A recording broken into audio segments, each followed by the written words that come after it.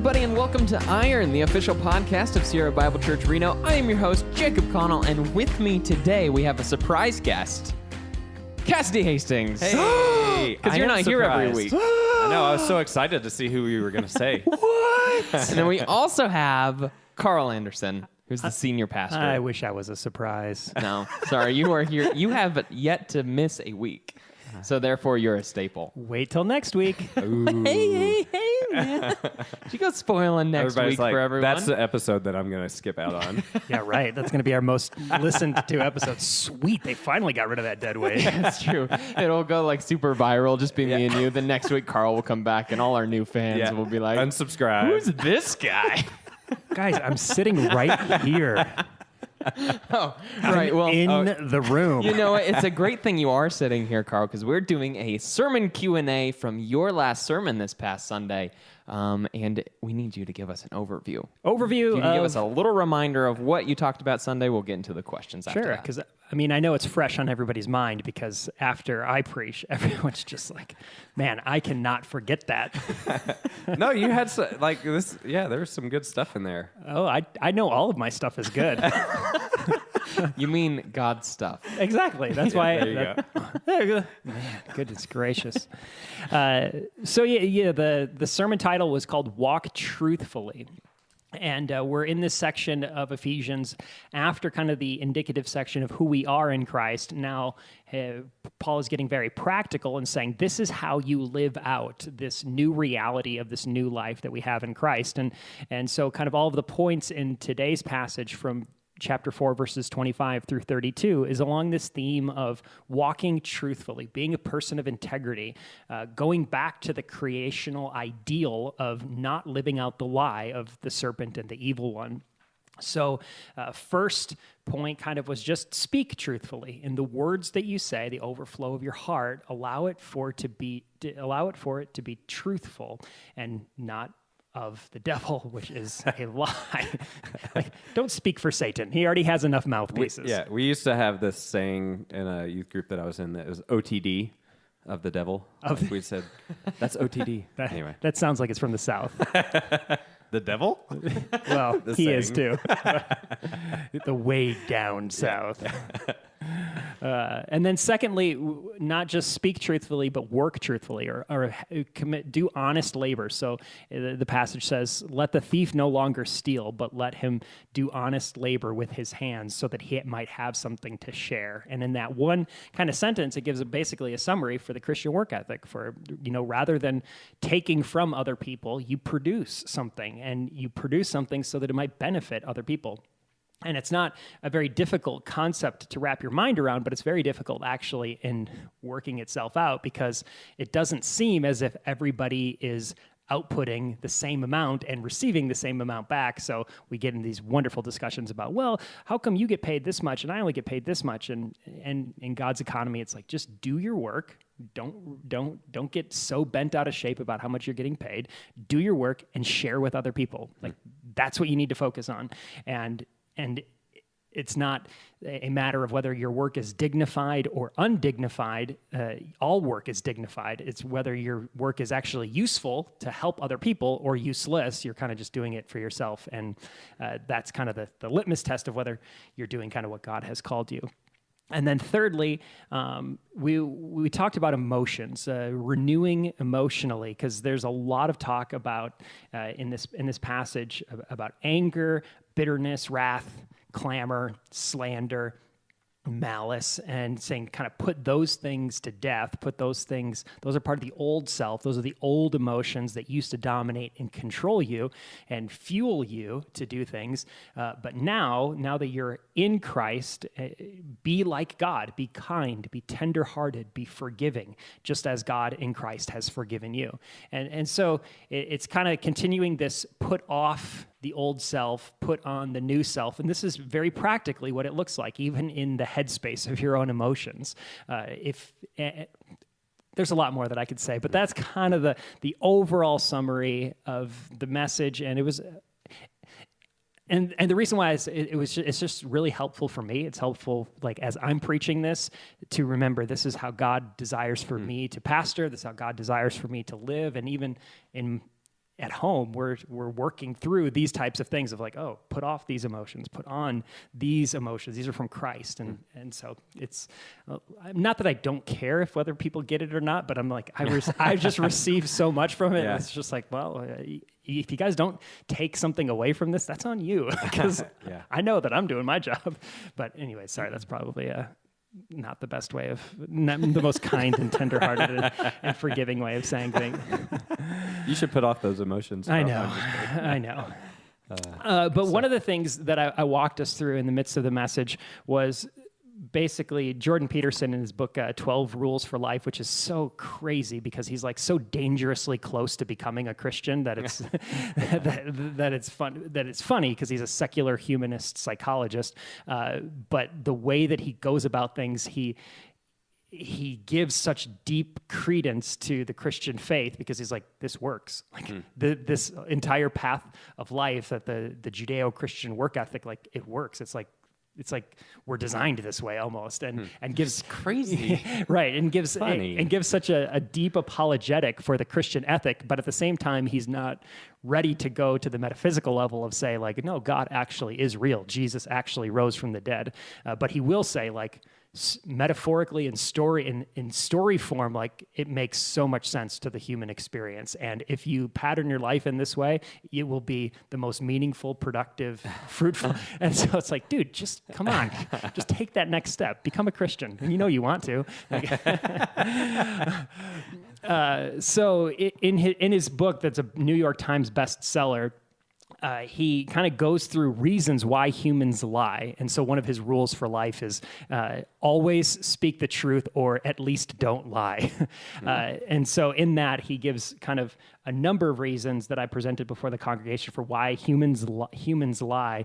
And there's even more than this, but these are the ones that I thought would be most helpful for our congregation. We lie to impose our ideological beliefs. So it doesn't matter if something is true or not, like it accords with our ideology. So we lie to other people so that they believe the ideology that we believe. We lie to prove that I am right and prove that you are wrong. I had the. That's ironic. I know. Well, I lied to prove I'm right. well, I know exactly what he means because when I was in high school, I hated being wrong, and so I would just make up statistics. I would just make up statistics whenever I was losing an argument. I was like, 65% of all of teenagers agree with me, or whatever. 75.3% of all statistics are made up on the spot. Wow. Yeah, did you know that? Yeah. Did you make that one up on the spot? Definitely not. So another reason why we lied, and this one's probably very universal, is just to appear competent. Like, I don't want people to know that I don't know what I'm talking about, or that I'm not very good at this thing. So we lie, or we speak an untruth, or we live an untruth to appear competent. We also lie to ratchet myself up the corporate ladder. So we might tell a few fibs in order to knock other people down and put ourselves up higher. This is maybe it might be number one. This next one is to avoid responsibility. No, it wasn't me. What are you talking about? To be promoted, to attract attention, to ensure that everyone likes me. That's probably a big one.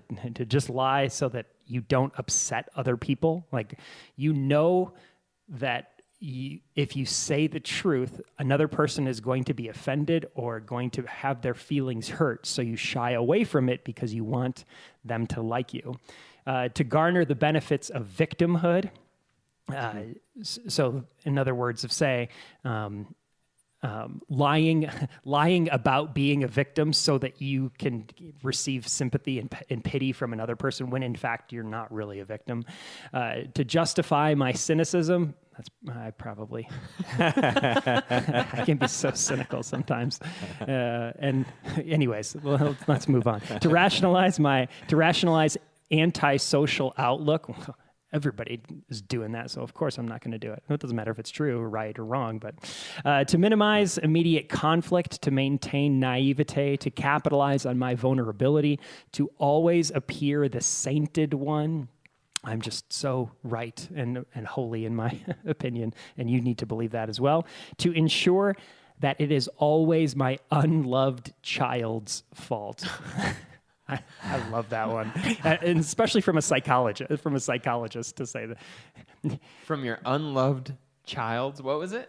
Because you had such a poor childhood, like you'll lie, okay. you won't take responsibility. You won't take responsibility for your present actions. Because you were raised that way. You're like, because it's of not your my parents." fault. It's because of my unloved child. Because as a Okay. as a child, I didn't I receive. was As thinking an unloved child. as an unloved child because No, I was thinking not because of my unloved child. yeah like It's not like, Caleb's fault. yeah exactly like I To lie ensure- because there's one of my kids that I don't really love. Wow. That's how I took it initially yeah. too. I was like, so what is that? But yeah, because of your as unloved an childhood. unloved child. Yeah, Yeah, okay, that makes yeah, sense. yeah. So, starting off the question rounds, which one are you guys? I kind of tipped my hand to a couple of mine as we were going through, and I have multiple of them. But which one's kind of the ones of those lists that you're probably more inclined or to speak falsehood or live falsehood? Well, my lie to appear competent got me this podcast gig. So Wow. Yeah, totally. I know exactly. Hey, kidding. It's working. So there's you know what? I think that the two, because I wrote down everything that you were just saying. The appear competent, I do struggle with that sometimes. Because if someone's like, "Can you do this?" Psh, yeah, and then I like go and I try to figure that's out true. how to do Yeah, it. yeah. I don't know if that's a lie or if it's just confidence in being able to find out the solution. It's only a lie. but Well, I yeah. think it's a lie. It's only a lie if they ask you flat out, "Do you have any experience with this?" And then you say, "Yes." And then you say, "Yes, I do," when in fact you don't. Or you say, "Oh yeah," or you take credit for something that somebody else did and saying, "Yeah, this is." And so I think aspirational things like I can totally figure it out, or confidence, like that's not a lie. That's I'm going to put in the work to try to figure this out and do my best. But when it's lying about experience or anyway, And then because the- a lot of people's resumes would be much different. Well, then the avoiding responsibility is like really the only other one that I see prevalent that I've had to struggle with is trying to get out of the problems that I've put myself into by just saying, just that never happened. Yeah. I was not there. Yeah. That never goes well. Talking about your point in the sermon about how difficult it is to live out a lie. It's really easy to do it once, but then when it becomes a lifestyle where you have grows. to And kind of facilitate this facade, it just becomes exhausting. right, and that's kind of what Peterson goes at. Is like, lying is a great short-term strategy. Like you can get out of a lot, you can ratchet yourself up the corporate ladder, you can do it, but long-term, the more you do it, the harder it becomes and the bigger the fall is. So speak the truth always. Always, but if you can't always do it, at least don't lie. Yeah, I think for me, a couple kind of stood out to me. One, just because I think I'm such a relational person, like anything that involves like maintaining appearance of others, or there was one before that or after. What was the one about like you lie to maintain your appearance? I can't remember, but it was basically this idea of like trying to keep a relationship, To ensure that everyone likes me or to attract attention. not attract Are attention. you a that one. victim, Cassidy? No, because I was actually thinking I usually go the opposite way on that. Like sometimes I may lie to detract attention, Sure. like type of a thing. But I'm not Cassidy Hastings. no, I actually embrace that because everybody's like, "Who?" Does anyone have a new Suburban that we can take somebody to the hospital in? Somebody is dying right now. Sorry, I don't have my license yet. I don't know what you're talking about. No, but I like that picture of just like, shrinking back Yeah. and like putting the, like, don't look at me. Yeah. Don't look at me. Yeah. When you know it's something that either God is calling you to do or to. Yeah, and that's kind of where I've seen it more, like kind of shirking, like, and it goes back to what we talked about a couple weeks ago with like actually something God's been teaching me about, like saying yes to opportunities instead of just being like, nope, I'm not going to do it. Yeah. When actually I feel that call, like, no, like actually I want you to do this. So, but the other one is to maintain naivety. I think for me, I do that sometimes where I'm like, like I just don't want to know, like, I just want to pretend to not know this. This and is going to serve you everything. great when your kids are teenagers. But I feel like that's another thing, like over the last, because I think I used to especially be like that when it came to conflict, like avoid conflict at all costs, like, and everything. But like one of the things that I heard a while back that really has stuck with me and resonated and actually changed my whole perspective on it is that like unhealthy conflict leads to winning the argument, and healthy conflicts leads to resolution. And so like healthy conflict needs to actually be embraced and like entered into. And so for me, like instead of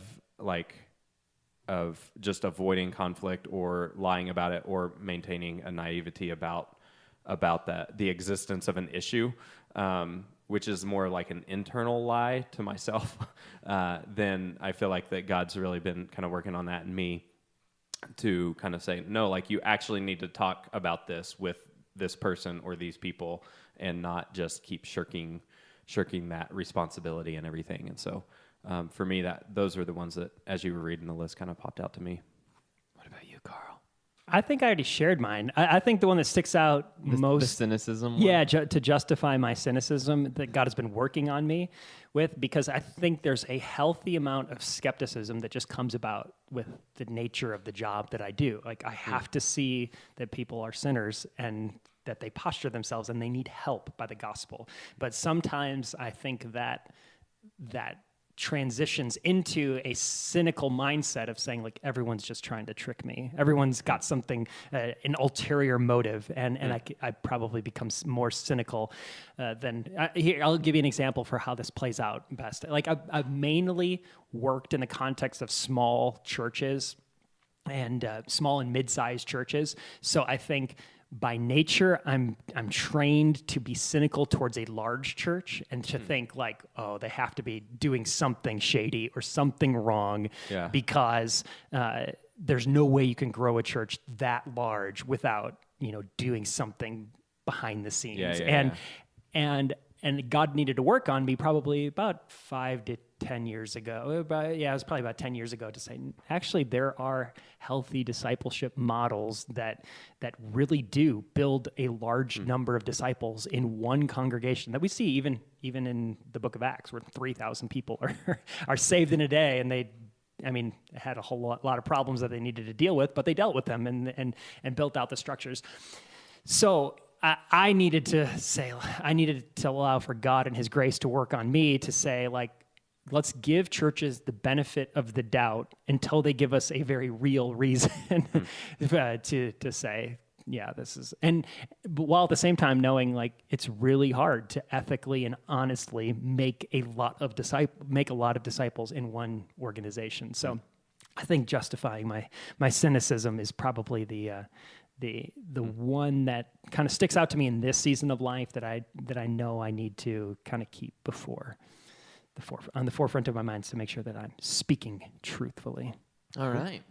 Well, now we have, I think, 3 questions that we want to get through here from the audience. So, Cassidy? Yep. You want to go ahead and fire one of those off? Sure. So we kind of already hit on that question that you just asked, Carl, kind of hit on that your first point of speak truthfully. This next one has to do with your second point, where you were talking about working honestly, about about not stealing, working hard and honestly so that you can share with those in need. And you were kind of talking about how this is a one-sentence summary of Christian economics, and what if we handled our finances this way? Like, how would that reveal to the world our new life in Christ? And so this question is, what are some unhealthy ways believers think about money? So, dun, dun, dun.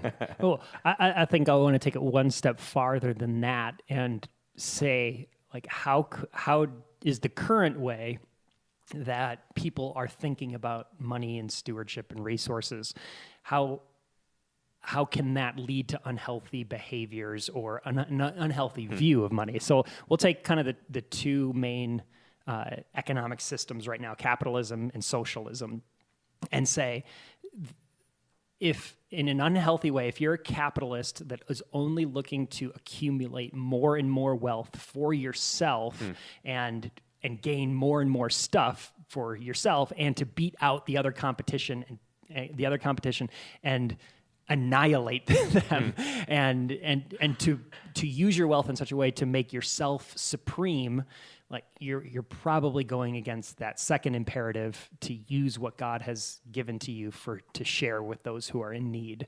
On the other side of things, from the socialist economic thing, if you see that everybody's inequality, to use for lack of a better term, that some people make more money than you, and you say that's not fair, we need to redistribute the wealth, like you might be going into a realm of stealing and taking from somebody who genuinely earned an income based upon hard work and based upon fair market practices. And so I think if you go too far into the extremes of greedy capitalism and, let's say, stealing socialism, you're probably not where God desires for you to be. And in our kind of existence, in the free market capitalism that we exist in, I just encourage people, work as hard as you possibly can, be as generous as you possibly can. Yeah. And if you and that's why I think like this passage is just like the one sentence summary that kind of captures everything of like, to let the thief no longer steal. You rather than seeing other people, well, I deserve this, like look at how much stuff they have. I can just take a little bit from them and feed my family, or I can just take a little bit from them and pay my college loans back. Like let the thief no longer steal, but rather let him work hard with his hands. And I think I brought it out in the message that Paul, the Greek word behind here is like strenuous, exhausting manual labor. And I think he's going back to the creational curse of sin, being like, no, but man's going to produce a fruitful yield by the sweat of his brow, and saying it's going to be exhausting to try to actually earn something. So produce with your hands, make money, earn an income based upon hard work and manual labor, and then lastly, with that abundance, provide for yourself and provide for those who are in your care, and provide for those who have need. And I think if you just kind of stick to that like simple formula, it will save you a world. Yeah, and like Paul says in later, like for the love of money is the root of all sorts of evil, and you can get into a whole host of snares and traps just trying to accumulate more and more. And on the other side, you can get a whole host of snares just looking at what other people have and being jealous and saying, like, man, I wish I had this, or it's not fair that they have this and I don't have this. And God's just like, I'll provide for you. I'll give you your daily bread, and you just go for it. Yeah, and I think it reminds me of some of the discussions that we had around the economic inequality podcast episode from Christ in the Chaos, and just kind of being reminded that like the gospel doesn't endorse a specific economic policy. Right. It transcends all of them. Right. Yeah. Yeah. And so like there's pros and cons to both, but like as followers of Jesus, like, excuse me, we need to kind of think through it primarily through the lens of the gospel, and as opposed to a political platform on one side or the other. So that's good stuff. I have a question for you, Carl. Yeah. I'm going to sneak in here real quick because at one point in your sermon you were talking about how one of the greatest jobs that we need Christians to be doing is just to be a good friend. And how people with social media and technology now, they're just less connected and there's less human interaction. And so my question is, what does it look like to be a really good friend to somebody who does not want to be your friend? Does that make sense? Yeah, that's a really good question. And I think loneliness is not just a problem. I think it's bordering on an epidemic, because we have the facade of community and we have the facade of relationships because we have hundreds or thousands of Facebook friends or Twitter followers, and there's this facade of I'm connected to so many people.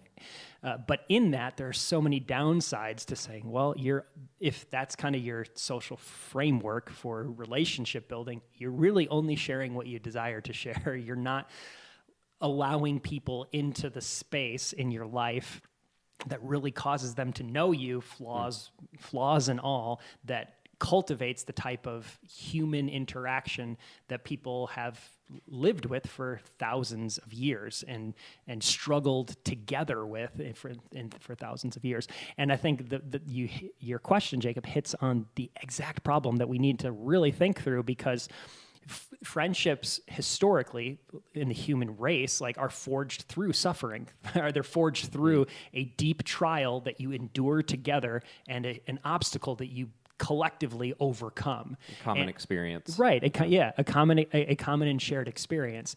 And because we can individualize our experiences so deeply at the level of that technology wonderfully affords us to, it causes us to retreat almost into this emotional and relational isolation that we only allow the people who agree with us, or we only allow the awesome Iron podcasts that we listen to into our kind of relational space because they agree with us, because they're with us. And it takes intentionality to pursue people that don't want to be our friends, and try to be creative and figure out what is this person? And then I think the primary question is, what is this person's deepest suffering? And just being intentional and intuitive about saying, how can I address that particular suffering to show I understand, and here's how I can help. And it's just difficult. That's a good question. It's just really difficult, because that's the core of it. If you really want to be a deep and meaningful friend, you have to have that shared common experience of we're overcoming this suffering together. And everybody at some level is suffering with something, whether they're aware of it or not. And so you have to think through, how can I, as a Christian, enter into that suffering and provide some sort of benefit, tangible help, because friendship is birthed, as C.S. Lewis says. Friendship is birthed when two people say, "You too," and usually that is around common interests or common likes or those types of things. But even one step further than that, it's when you both say, "Oh, you struggle with that too. Let's work on this together." Let's work on this together. Well, finding that shared suffering and common experience, and that's why I highlighted in the midst of work hard, the primary resource that you have as a Christian is your ability to be a friend. And that's what our culture doesn't realize that they need the most. And they think, because we're getting so many faux relationships. Well, just look at vloggers and the explosion of popularity of these online personalities. And I mean, that's what kids do now. They're on YouTube. They're not watching Saturday morning cartoons, and they're connecting with these online personalities because they're a person that they can relate to, and it feels like you're in this kind of relationship, even though this person's making videos and has no real interaction with you. But as a viewer, you feel like you're part of a relationship. And I think that the popularity of that vlogging genre just goes to show how lonely the kids are today, especially. Yeah. And that's why I appreciate the way that you vlog in particular, is because you bring people in through that shared struggle that either you and Sarah Sarah have, and you show, number one, you're not perfect, and that there is a kind of a better way, but it is tapping into this genuine epidemic that I think we'll figure out 20 to 30 years from now, but we're just on the cusp of of how this new generation is really trying to meet these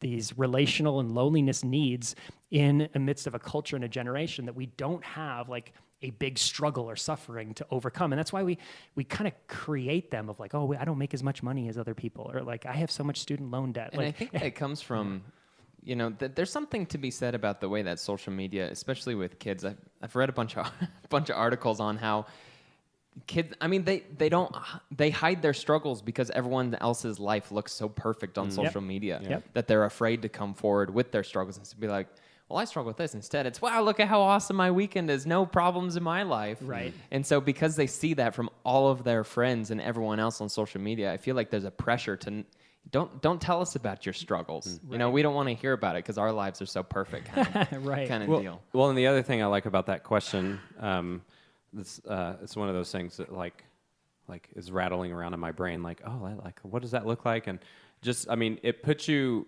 I think going into any relationship, if you're asking what is this person's deepest suffering, it puts you in a different posture than if you're going in being like, how can I prove my point? How can I, how can I show them they're wrong? Type of a thing. Like it puts you in like a servanthood. Like how can I help them in that? And that's a different place than what I see a lot of times on social media, where people don't care about what you're suffering with. They just want to lob, why they think you're wrong about whatever.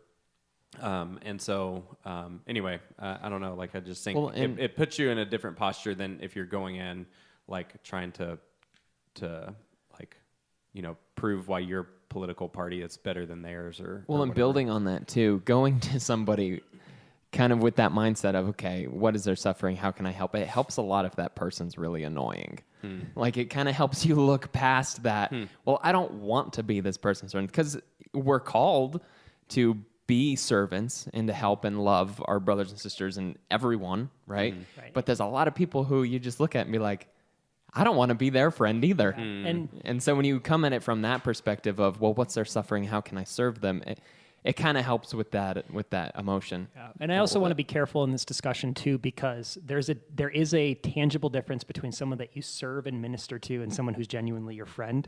If someone you serve and you're called to serve, you're just you don't care what it costs you. Like you're going to help that person's suffering. But a friend is someone that you also receive benefit from as well. Yeah, so that's that's why I say start with the servant, and because we are called to serve all, and we're called to be a light and a witness to all, but we're not necessarily called to be friends to everybody. We're not, and I see that relational space between servant and friend as something very important and should be guarded. Yeah, that's and so as you're discerning how you're serving other people, you also want to say, you want to be careful because you don't want to be a friend of the world, for example, and share in the suffering of some people that are suffering because of their sin, and you want to participate with them in their That's a good point. in their That is a sin. good point. So there is a line between servanthood and friendship that I think is important, and I think that's the biblical distinction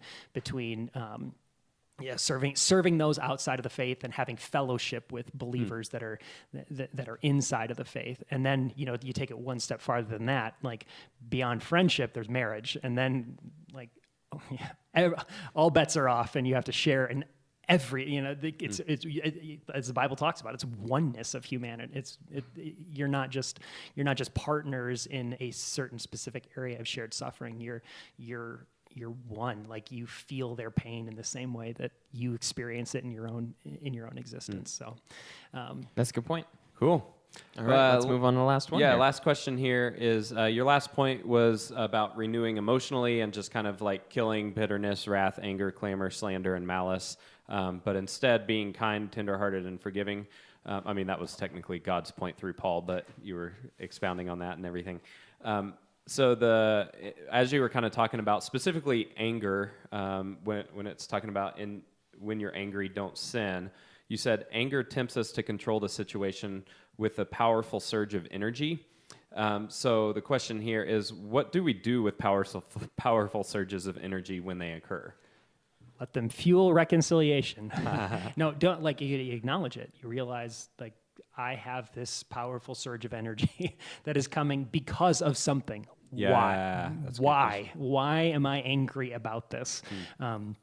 What is going on underneath the hood that is triggering this surge of emotion that needs something settled right now? And whether that's me wanting to settle it through physical violence or me wanting to settle it through some display of outburst of anger, and that's why I think Paul says, "Don't let the sun go down on your anger." Now, I think he's being literal in the sense of make it immediate and don't let that anger settle in your heart and use that anger in such a way that is sinful, and do it immediately.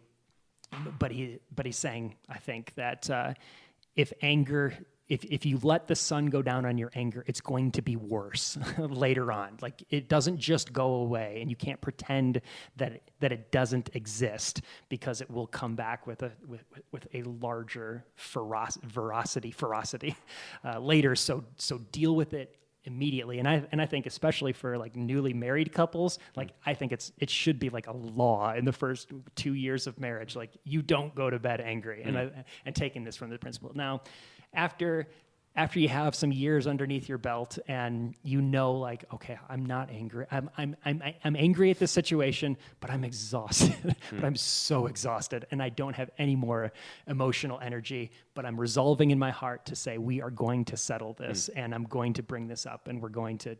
We're going to enter into healthy conflict in order to move towards resolution. Right. I'm not just going to put it off, and I'm not going to use the anger that I have right now to force a solution that benefits me, kind of like you were saying before, like the entering into a conflict that's saying, I win and you lose, which is not healthy, biblical, loving conflict resolution. So either one of going in that direction, I think, is the best way to use that anger. Yeah. No, that's a great question, because some of that anger is going to be reflective of, like when we see an injustice of something that's, identifies with the heart of God, but like we still have to rein that in and kind of focus it. There's a difference between, there's a reason they use a laser for surgery and not a bomb. That's a good metaphor. And it's a lot of energy. It's just focused in a healthy, specific direction. But also there's going to be things that I think when we feel those surges of energy and emotion, that we see and we're like, oh, that's actually going to fuel my own like reign of my life, and that needs to be crucified. So it's good. All right. Well, that's going to do it for us today. We've got lots of other things to record today. We've got an In the News podcast coming up, and we also have a interview with our new candidate. What's the candidate for pastor of youth and kids? There it is. So we've got an interview with him coming up as well. So we have got to wrap this up a little bit early today, but we'd like to thank all of you guys for listening today and submitting your questions. Again, if you guys have any questions you'd like us to cover in a future episode, be sure to send those to us at iron@sierrabible.org. And be sure to follow us on Twitter, Instagram, and Facebook, all at Sierra Bible Reno. We've also got a YouTube channel and a YouTube sermon feed, all of which can be found through our website, sierrabible.org. And of course, we'd love to invite everyone listening to join us on Sunday morning if you're in the area. Our service begins at 9:30 a.m. every Sunday, and we would love to see all of you guys, friends and not friends, there Sunday morning. But now that that's all, guys, I went like 3 weeks without screwing up. It was a good run. I really tried. We can have one of those boards in the Iron Podcast studio. Days since Jason's last slip up on the outro. But anything else you guys want to end with? I'd just say, if you haven't listened to the sermon, go listen to it, because there is a lot of good stuff in it. And I would say... I don't know. I think we really need to work on our closing segment as a group here. But that's going to do it for us today. Thank you guys so much for listening, and we'll see all of you guys next week.